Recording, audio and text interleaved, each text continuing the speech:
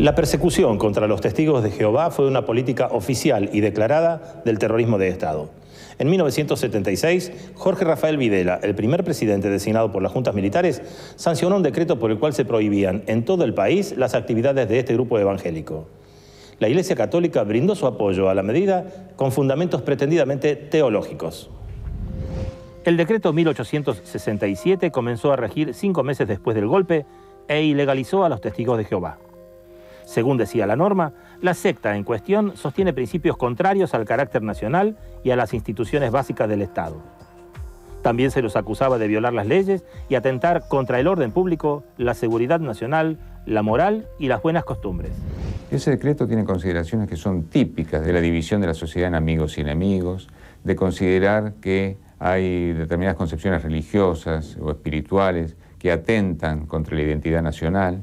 Y estas son muestras de la intolerancia, son parte esencial de nuestra gran tragedia, de lo que llevó a la represión ilegal, a la existencia de 30.000 desaparecidos, a la apropiación de niños, a la negación del otro como tal. Por eso estos hechos también configuran crímenes de lesa humanidad, porque el bien jurídico protegido en estos casos es la humanidad misma. A partir de la norma de Videla, las imprentas de los testigos de Jehová fueron clausuradas, así como los 600 templos donde se congregaban unos 60.000 feligreses. Hubo allanamientos a domicilios particulares y la represión llegó a las escuelas públicas, donde 1.000 maestros y alumnos testigos de Jehová fueron expulsados. Por su concepción, tienen que ser respetuosos con el otro, pero solamente pueden reverenciar a Jehová.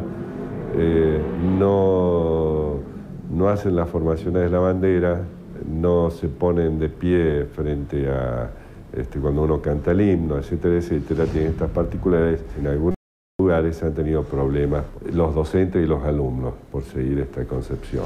Hubo claras instrucciones dirigidas al sistema educativo para expulsar a los testigos de Jehová del sistema educativo. Esto es gravísimo porque es también una violación del derecho a la educación. El llamado proceso de reorganización nacional no cumplió siquiera las normas establecidas por la anterior dictadura, la de Juan Carlos Onganía, en relación con los objetores de conciencia. Es una ley de 1967 que estaba en vigor y que debió cumplirse porque establecía toda una serie de recursos que le permitían al objetor de conciencia reclamar su no incorporación al servicio militar obligatorio ante la autoridad militar. Si ésta denegaba su solicitud, podía presentar un recurso jerárquico siempre ante la autoridad militar, y si se confirmaba la denegatoria, podía acudir ante la Cámara Federal de Apelaciones que correspondiera, o sea, ante un tribunal de justicia civil. Todo esto fue ignorado, pero de plano, por la dictadura militar de Videla y Macera. La persecución contra los testigos de Jehová contó con el visto bueno de la Iglesia Católica. La Vicaría Castrense elaboró un informe en una de sus publicaciones donde planteaban que aunque ellos no lo supieran, eran terroristas, al igual que los comunistas. Estos argumentos fueron casi recogidos en todas las sentencias que hacía referencia a estos conceptos. El texto eclesiástico citado por los consejos de guerra decía: esta increíble secta impide a los testigos vestir uniforme y usar armas, donar sangre y reconocer patria, autoridad y bandera, lo que demuestra su inhumanidad y su peligrosidad. Del obispado castrense intervenían todos los interrogatorios los testigos de Jehová. Cuando luego de ser torturados, para redimirlos, venía un cura del ejército y les decía que, bueno, que tenían que respetar los signos religiosos católicos, pues el catolicismo era la religión nacional, y trataba de redimirlos y pedirles que renuncien a esa actitud y que empuñen las armas.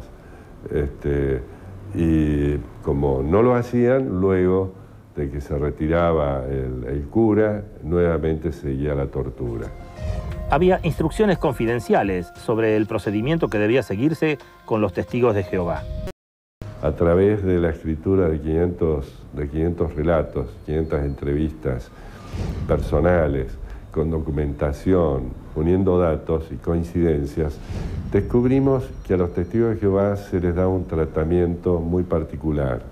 Había como una suerte de órdenes enunciadas que no estaban a la vista, es decir, no teníamos a la vista órdenes escritas. Con la colaboración de la ministra de Defensa, doctora Nilda Garré, pudimos descubrir y descifrar órdenes secretas que hoy están incorporadas en los expedientes que están en la Secretaría de Derechos Humanos, en donde realmente se ordenaba la forma en que había de tratarlos.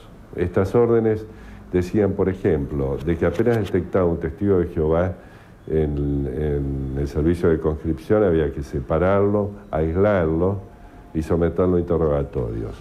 La dictadura introdujo en el Código de Justicia Militar, como accesoria a la pena por insubordinación, la inhabilitación absoluta perpetua. Esto hizo que el cercenamiento de los derechos civiles de los condenados persistiera, en algunos casos, hasta el día de hoy. Después de quedar en libertad en 1983, para Adalberto Herrera comenzaron otros problemas. Yo justamente al poco tiempo de salir perdí mi documento de identidad y ahí empezó el calvario para mí. Empecé a descubrir que no existía en ningún lado, que yo figuraba como una persona NN. O sea, cuando empecé a hacer los trámites, me comentaban de que yo no estaba en ningún lado, que no había papeles míos, no había partidas de nacimiento y que estaba, digamos, inhabilitado perpetuamente para ejercer todo derecho como civil, como ciudadano argentino. Y eso, por supuesto, conlleva muchos problemas, ¿no? Problemas de trabajo en particular. Varios lugares donde fui a solicitar trabajo, que llenaba planilla y se hacían averiguación de antecedentes, simplemente figuraba la palabra ex convicto. Y ya con eso es suficiente en cualquier empleo como para que a uno no le den el trabajo. Y menos aún cuando ya hacía poquito que la dictadura había dejado su poder. Entonces, que muchos de nosotros cargamos con un problema grande, que después, bueno, cada uno por su lado hizo sus averiguaciones, como yo. En el año 95 comencé realmente, yo por mi cuenta, a averiguar qué podía hacer para recuperar mis derechos. Ustedes fíjense, a los 18 años estar detenido 4 años, lo que significa salir a los 22 años, con una condena penal, con un sello rojo en la libreta de enrolamiento que decía que eran indignos, y una inhabilitación absoluta y perpetua que les impedía votar. Los testigos de Jehová que fueron víctimas de esta situación, muchos de ellos todavía no pueden votar, los estamos rehabilitando de a poco, aparecen en veraz, no podían salir del país, pues al ser inhábiles no se les da el pasaporte, y muchas consecuencias más. Una de ellas es que no podían ejercer empleo público. Los ex colimbas que habían recibido penas de tribunales militares fueron alcanzados por indultos primero y por una amnistía amplia después, cuando Menem abolió la conscripción en 1994 tras la muerte del soldado Omar Carrasco. Sin embargo, aún hay testigos de Jehová con inhabilitación perpetua. Lo que hizo Alfonsín es un indulto, no, indultaba caso por caso. Algunos se fueron beneficiados con el indulto. La amnistía vino en la ley que derogó el servicio militar obligatorio, pero de todos modos, como esta situación dependía de la persona que esté enterada y que haga determinados trámites, el Estado no lo hace por la persona, entonces muchos todavía yo los asisto para levantarles este tipo de sanciones. Mientras estaban detenidos, los testigos de Jehová debían realizar trabajos de servidumbre en beneficio de los militares. Ellos estaban, digamos, para todo tipo de tareas, desde pintar, desde limpieza, ¿no?, extrema, comida, todos los tipos de labores que se pueden imaginar. De las prisiones donde estaban recluidos tenían permiso, autorizaciones para salir a las casas de los militares para poder llevar a los hijos a la escuela, pintar las casas de los militares, llevar a la mujer del militar de compra, quiere decir que aquella persona que era tan pero tan peligrosa era transformada en un sirviente, que les cocinaba a los militares porque no confiaban en otra persona que no fueran los testigos, porque sabían que ellos no iban a envenenarlos, y esta es la razón también porque los testigos de Jehová luego permanecieron en Campo de Mayo. Se los utilizaba en la fábrica de ladrillos, cortar el pasto, era una especie de mano de obra esclava. La Organización de Estados Americanos instó al gobierno de facto a cesar la persecución contra el culto.